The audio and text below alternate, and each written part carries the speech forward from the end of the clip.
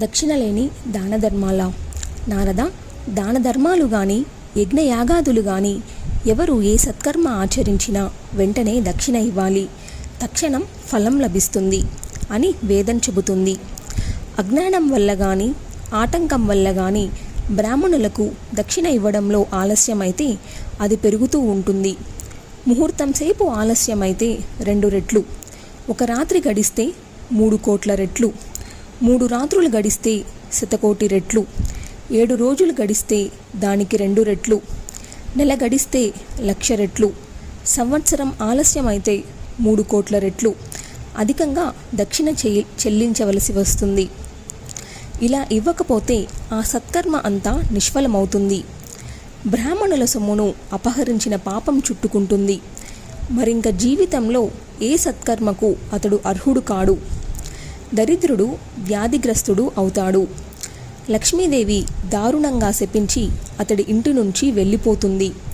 పితృదేవతలు శ్రాద్ధ తర్పణాలు ముట్టరు. దేవతలు అతడి పూజలు స్వీకరించరు.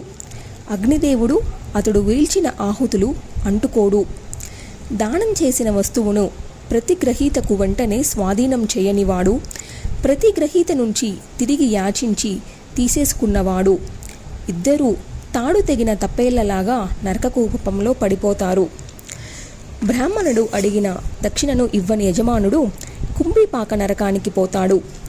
1,00,000 సంవత్సరాలు యమదూతల చేతుల్లో నానాహింసలు అనుభవిస్తాడు. అటుపైన దరిద్రుడుగా, వ్యాధిగ్రస్తుడుగా జన్మిస్తాడు.